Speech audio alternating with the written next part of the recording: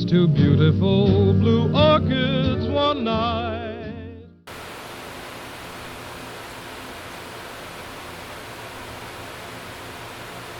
Hey, this is Art Chadwick from Chadwick Orchids. Today we're going to be talking about Oncidium orchids. Now right now we're standing in a greenhouse full of dancing ladies. It's a little overwhelming.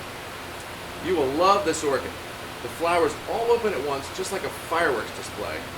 Pow! Aren't these wild? These are called Oncidiums, or dancing ladies. Flowers last about 6 to 8 weeks. So they're not quite as long as dendrobiums, but they're longer than cattleyas. Not 10 days. 10 days? No. I did something wrong. Should be longer than 10 days. The pseudobulbs of an Oncidium is much different than the dendrobium or the cattleya. They make these oval shapes with a couple leaves, and then the flower stem shoots out of the side, the base, one side or the other, sometimes both sides.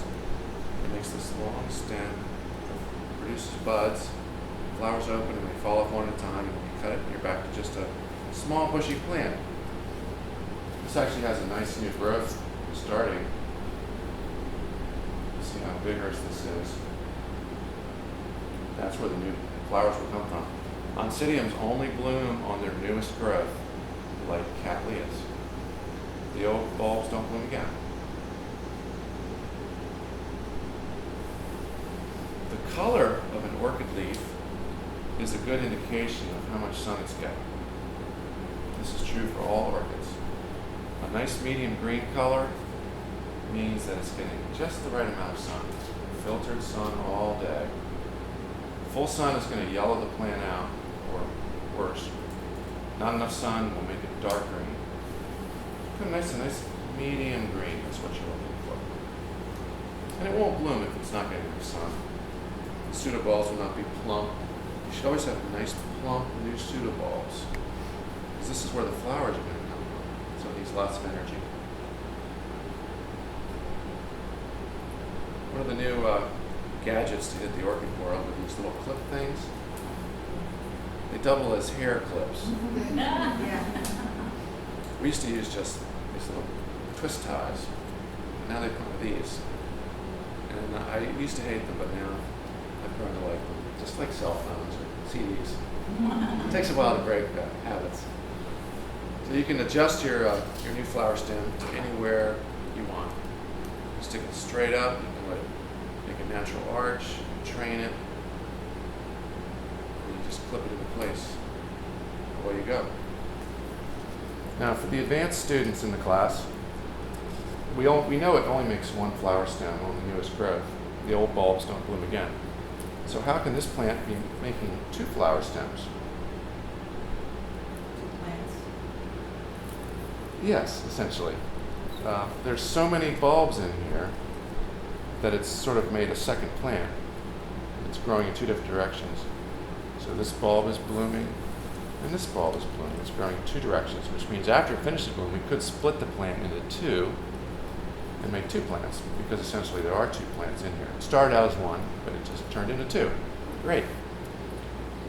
And so these flowers will look just like those flowers in about a month. The Oncidiums don't take up a lot of space because they are relatively bushy, floppy leaves, not like the other types we've talked about. They love it outside.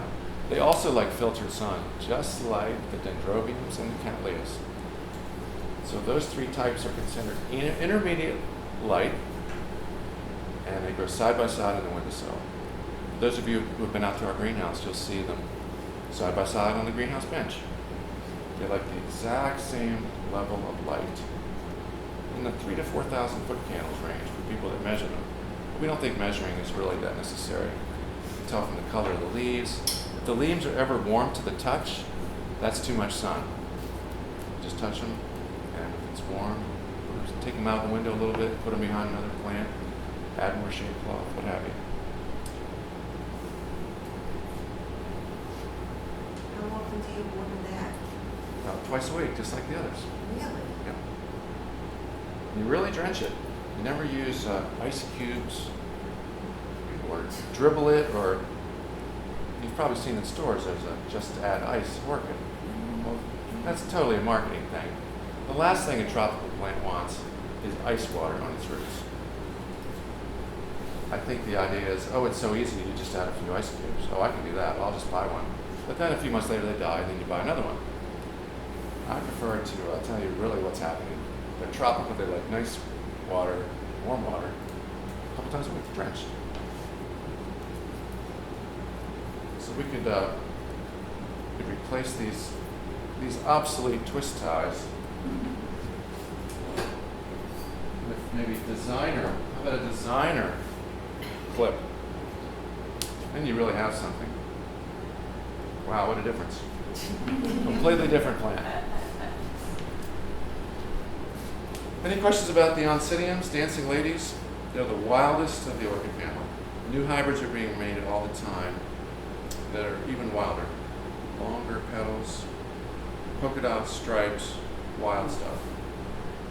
How do you know when to replant them?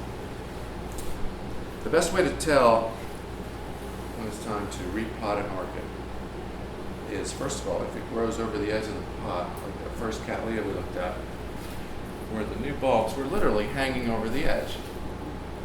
When the new bulbs hang over the edge, then the new roots can't go into the pot, they just grow into the air and dry up. So the plant will be miserable. The other way is if the media itself is no longer fluffy or airy like it first was. It's turned into kind of a mushy substance. Then the epiphytes that these orchids are can no longer cling to the bark or moss-like substance. They just sort of drown and go. Then you repot it. And repotting might be just taking the plant out of its pot, putting it back in the same pot with fresh media. It doesn't necessarily mean it outgrew its pot, it just needs a little changing. So in general, they like a little bit smaller rather than a big. They like Yes. a cozy environment. Pot bound. Pot bound is one of the secrets to orchids. Large top, small bottom.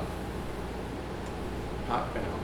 The second you put an orchid into a big pot, waiting for it to fill up the pot, it just goes backwards. It gets smaller and smaller and smaller. So when it's time to graduate, when it's really time to graduate, you would just use one pot size bigger. That'd be it.